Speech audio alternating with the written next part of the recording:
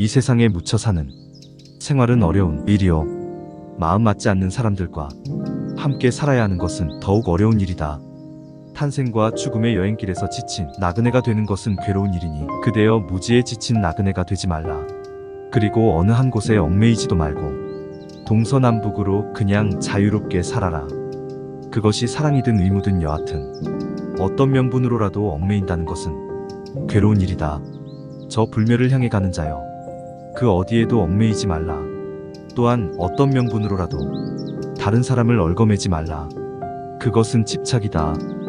지옥보다 더한 어둠이다. 떠나보내는 것은 우리에게 자유를 주며 자유는 행복의 유일한 조건이다. 만약 우리 마음속에 분노, 불안, 소유 등 어떤 것에라도 집착한다면 우리는 자유로울 수 없다. 혼자가 된다는 것을 두려워 말라. 우리는 어차피 홀로 이 세상에 태어났다가 또다시 홀로 이 세상을 떠나게 된다. 우리 모두가 이 사실을 알고는 있지만 잊어버리기도 하고 오히려 혼자보다 여럿이 있을 때 더 외롭다고 느끼기도 한다. 외롭지 않을 줄 알았는데 그렇지 않다는 것을 깨닫는 순간 우리는 방황하기 시작한다. 홀로 서는 것은 두렵고 걱정스러운 일이다. 친밀한 관계 속에서 온전히 살아있음을 느끼다가 버려질지도 모른다는 두려움을 갖기 시작하면 방향 감각을 완전히 잃고 만다.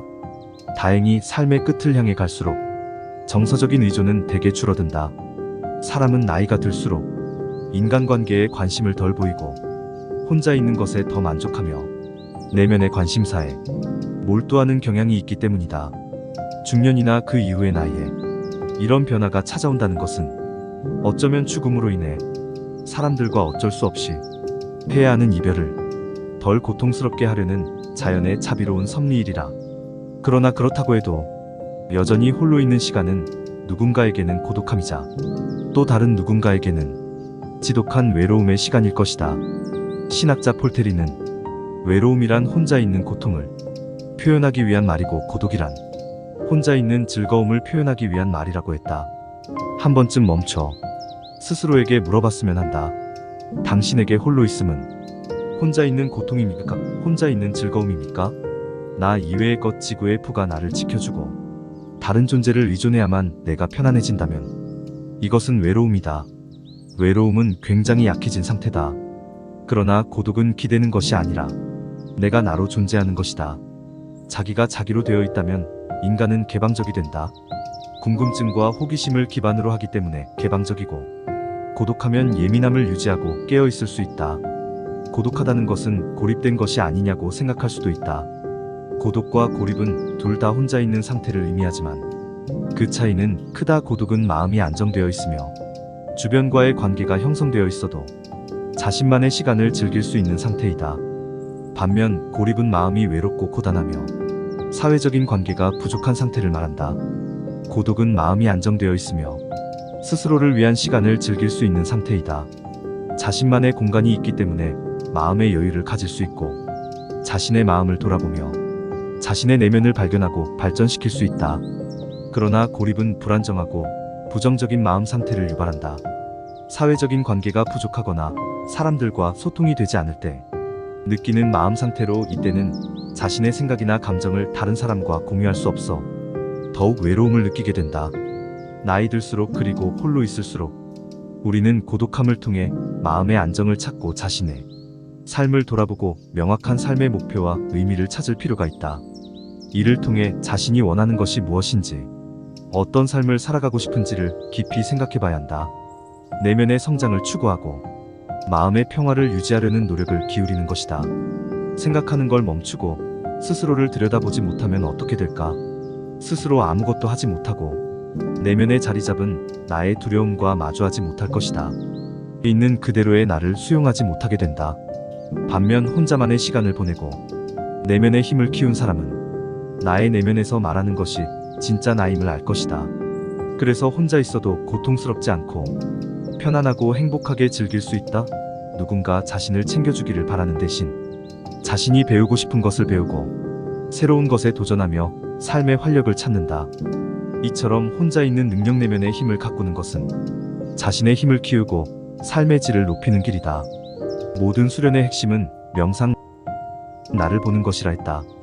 인생이 매우 짧다는 것을 인식하고 어떻게 살다 갈 것인지를 질문해야 한다. 나는 누구인가? 나는 무엇을 원하는가? 나는 어떤 사람이 되고 싶은가? 나는 어떻게 살다 갈 것인가를 물어야 한다. 이런 질문 없이 창의적이고 싶다. 지금보다 더 잘 살고 싶다고 하는 것은 문제가 있다. 나이 들수록 고독을 받아들여야 한다. 중심이 잡히면 혼자 있어도 결코 외롭지 않다. 중심이 잡힌 사람은 자유롭다. 고독을 지키면 외로움을 이길 수 있다. 내가 혼자여도 누군가에게 의지하지 않고 흔들리지 않게 된다. 법구경에 이런 말이 나온다. 홀로 명상을 하며 홀로 누워라. 오직 홀로 걸으며 열심히 수행하라. 그대 스스로 그대 자신을 다스리며 이 모든 집착에서 멀리 벗어나 오직 혼자가 되어 살아가라. 철저히 혼자가 되어 새로운 세상을 경험하라. 이것은 더 이상 단절이 아니고 혼자이기보다는 홀로가 되어가는 것이다. 자신이 삶의 주체가 되고 삶의 결정권을 스스로 갖는 것이다. 이것은 순전히 우리의 마음먹기에 달렸다. 어떤 마음으로 삶을 바라보느냐에 따라 고립될 수도 있고 홀로 서서 삶의 주인이 될 수도 있다. 어떤 사람이 혼자서 즐거울 수 있을지, 또 고독 속에서 무슨 행복이 있을지 여전히 궁금할 것이다. 중요한 것은 인간관계가 행복을 결정하지는 않는다는 것이다. 우리가 지나치게 오직 인간관계에만 집중하다 보니 우리가 성취감을 느낄 수 있는 다른 방법들에 주목하지 않은 탓이다. 혼자 있는 능력은 변화를 받아들이게 하고 상상이라는 내면 세계와 늘 접촉하게 한다. 친밀한 관계를 맺는 능력이 부족한 사람이라 해도 창의적인 상상력의 개발로 치유될 수 있다. 많은 창의적인 사람들은 인간관계보다는 자신의 삶에서 의미와 질서를 만드는 것에 주로 관심을 기울이기도 한다.